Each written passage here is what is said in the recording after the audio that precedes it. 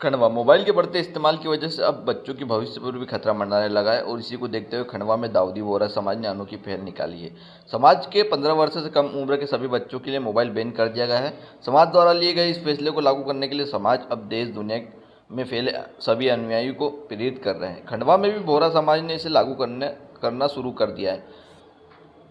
खंडवा में बोहरा समाज के मीडिया प्रभारी रजब अली ने बताया कि हमारे समाज के वरिष्ठ लोगों ने मोबाइल के प्रति बच्चों के ज़्यादा लगाव को देखते हुए चिंता व्यक्त की थी।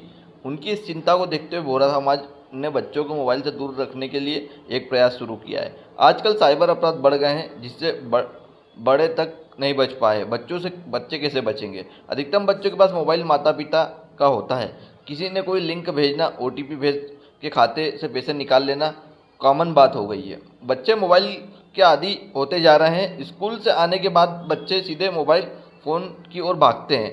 बच्चा दिन भर मोबाइल चलाएगा तो उसकी शारीरिक फिजिकल एक्टिविटी कैसे होगी?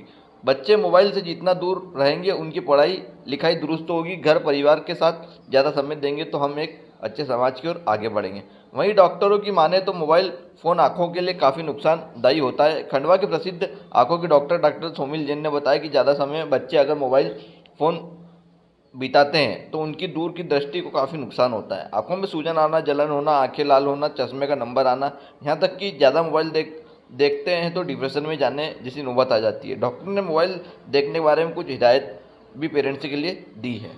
मोबाइल से दुष्परिणाम जो हो रहे हैं वो सभी को दिख भी रहे हैं, सब उससे भुगत भी रहे हैं और सब उससे जानते भी चीज़ों को, उसको मोबाइल के दुष्परिणाम क्या हो रहे हैं। अब ये क्या हो रहा है कि आज का जो दौर चल रहा है उसमें लगभग बच्चे एडिक्ट हो गए मोबाइल के। जहाँ बच्चे स्कूल से कैसे आते हैं तो पहले मोबाइल मांगते हैं, फिर खाना खाने बैठते हैं या फिर दूसरी कुछ चीज़ों में शामिल होते हैं। तो समाज ने एक पहल की है, एक मुहिम चली है कि 15 वर्ष से कम आयु के बच्चे जो जो इसकी लत से जुड़ चुके हैं उसको किस तरह दूर किया जाए। तो हम हमारे सामाजिक स्तर पर इसका प्रयास करते हैं। जैसे कुछ सामूहिक प्रोग्राम होते हैं बच्चों को समझाइश के लिए, तो उनको ये चीज़ें बताई जा रही है कि इसके दुष्परिणाम क्या हैं, क्या नुकसान हो रहे हैं आपके शारीरिक भी और मानसिक भी, और दूसरे तरीके से जो समाज में नुकसान हो रहा है वो भी सब बताते हैं उनको। बच्चे ये चीज़ समझ भी रहे हैं और बराबर घर जाके बोलते हैं कि हमारे को ये बताया गया कि मोबाइल के क्या दुष्परिणाम है। तो हम लोग इस चीज़ को ठान ली कि हम मोबाइल बच्चे नहीं यूज़ करेंगे। बच्चे बराबर घर आके इस बात को बोलते भी, पेरेंट्स के साथ में शेयर करते हैं। और देखने भी आ रहा है 3-4 दिन पहले पहल चालू हुई थी ये, और 3-4 दिन में इतना फ़र्क पड़ा है कि मैं समझता हूँ लगभग 70% बच्चों ने इस चीज़ का प्रण लेके मोबाइल बिल्कुल रख दिया है। और पेरेंट्स भी फ़ोन करके बराबर बताते हैं कि नहीं यार अच्छी मुहिम चालू हुई है, इससे बंद नहीं होना चाहिए। और इस समाज के माध्यम से हर समाज इस चीज़ को भी एक मुहिम बना के अमल में लाए। क्योंकि आज साइबर क्राइम देखिए, अपन साइबर क्राइम में इतना मोबाइल का यूज़ हो रहा है कि जब बड़े इसमें इन्वॉल्व हो रहे हैं तो बच्चे ही है ना। बच्चे या तो मोबाइल है, सपोज़ कोई OTP आया, कोई लिंक आ गई, उससे गलती से बटन दब गया है तो उसका दुष्परिणाम किसको भुगतना पड़ेगा? बच्चा तो उसे खेल काल के हट गया वहाँ से, आप परेशान हो जाओगे, परिवार परेशान हो जाता है। इसके अंदर बैंक खाते वगैरह अपने जो जिससे OTP वगैरह मिल जाता है, पैसे ख़त्म होना है या दूसरी कोई चीज़ें जाल में फंसना है, इन चीज़ों से बचना चाहिए अपने को। एक अच्छी पहल है और हम भी हमारे संदेश के द्वारा ये चाहेंगे कि सभी समाज, सभी धर्म, सभी भी सामाजिक संस्थाएँ जुड़े और किस स्तर तक इसको आगे अपन प्रचार प्रसार करें ताकि बच्चे तक कम से कम दूर रहें।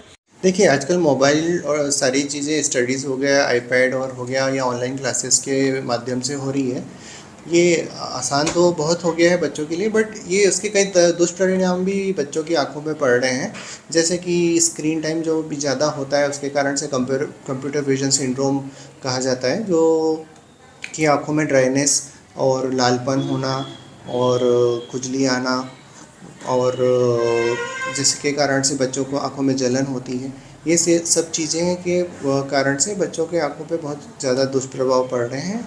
इसके साथ ही साथ बच्चे जैसे पूरा मोबाइल गेम्स खेलते हैं या आउटडोर एक्टिविटी ख़त्म हो गई है, बच्चे बाहर जाके नहीं खेलते हैं, तो उसके कारण से विटामिन D डेफिशिएंसी, दूसरा बच्चों का दूरदृष्टि जो डेवलप होना चाहिए बाहर जाके वो नहीं डेवलप हो पाती है। उसके कारण से माइनस नंबर के चश्मे भी आज बच्चों को बहुत ही कम उम्र में लगने लग गए हैं, या ज़्यादा प्रतिशत में अब बच्चों को ये मायोपिया जो बहुत ज़्यादा देखने को मिल रहा है।